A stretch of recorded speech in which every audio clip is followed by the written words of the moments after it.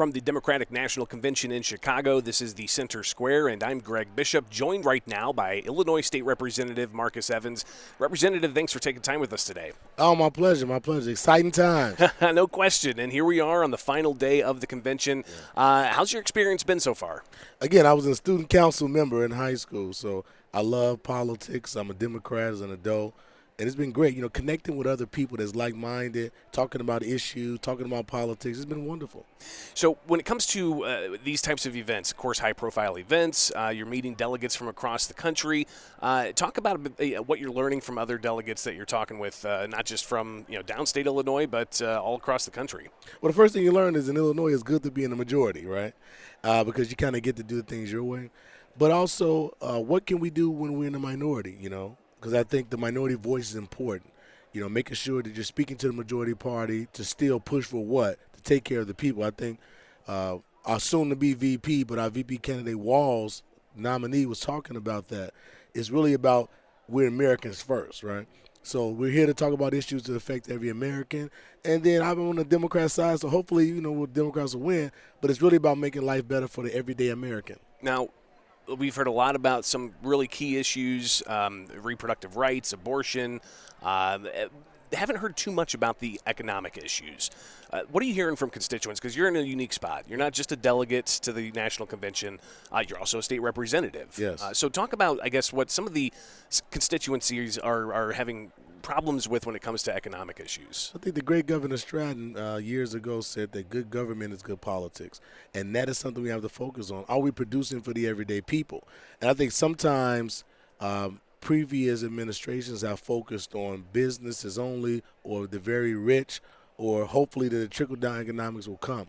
We have to target things that help the everyday people. We got to make sure folks have enough money when they go to work. We got to make sure businesses are sustained.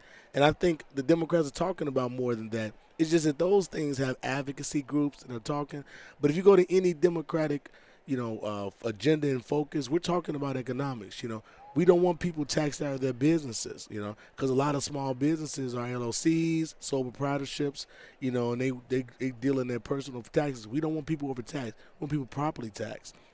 We don't want a lot of homelessness, right? Because they stand outside of businesses, right? We want people to have somewhere to go to be stabilized so they can participate in the economy. So I think we're saying the same things, but sometimes people try to take the little pieces there to create confusion. Many of the things on our platform is about businesses, stabilizing businesses, giving them what? Customers, and sustain customers. And if you don't have any money, it's going to be hard to support a local business. Now in Chicago, we've seen over the past 2 years 45,000 plus non-citizen migrants come up. Yeah. And there has seemed to have been a growing frustration with even the black community here in Chicago. What are you hearing about that, and how do we solve that problem? Yeah, I think when you say frustration, I think it's a lack of understanding of what's going on. I mean, let's go back in history. We had something called the black migration, correct?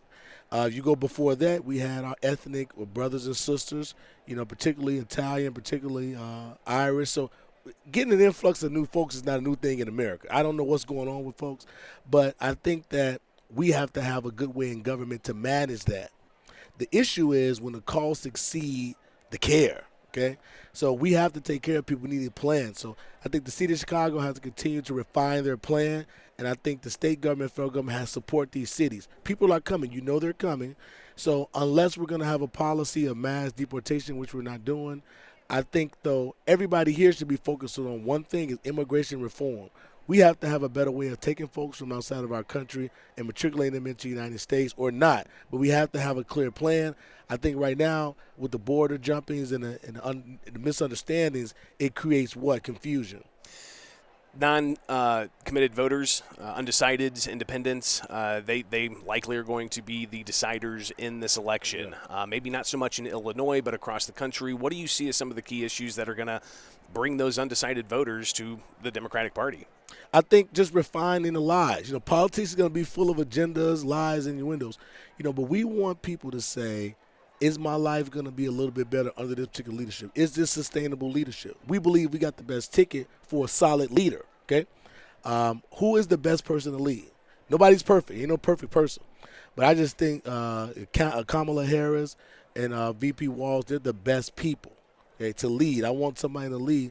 And I think the people will say, okay, these are good leaders. They'll make the best decision overall. I won't like it all, but hopefully they'll lean that way. I think the issues that people want to look for is at the kitchen table, man. Like, am I going to have a decent paying job? Are these businesses going to stay sustained? Transportation. We got to talk about infrastructure, right? Go across the world, they're focused on infrastructure. I visited Panama. They're building new buildings and roads. I mean, what are we building in the United States, right? Where are all the cranes in Chicago? Where are the cranes across this country? We got bridges literally falling down. I'm not making this up. So where's the federal congressional focus on infrastructure? Let's build some things. And I think the world is just beaten. I don't know what's going on. We need to focus on infrastructure. And finally, of course, tonight Kamala Harris is going to officially accept the nomination. But it's just about a month or so since the switch happened. Yeah. Address some concerns people may have that all of a sudden it was Joe Biden, but now it's Kamala Harris. For sure. Remember, sustained leadership. Businesses switch CEOs, leadership changes. People pass and people die. Unfortunately, we have everybody for a unique amount of time. I think we can't focus on one individual. President Joe Biden was phenomenal. He was the greatest president for the working class that I've ever experienced. He was wonderful. His legacy is cemented. He's walking away with his head held high. But we have a new leader. And she's going to set her mark. She's also going to stand up for working class.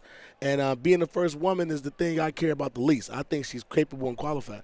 I mean, she's done everything that you can possibly do in government, and she's done it of a level of class, and she's done it in an exceptional way. And I want her to just produce. I'm ready for people to produce because I want this country to stay great. I think we are great. But with the wrong leadership, we can go back in the wrong direction. State Representative Marcus Evans, thank you so much for taking time with us here at the Democratic National Convention in Chicago with the Center Square. Thank you.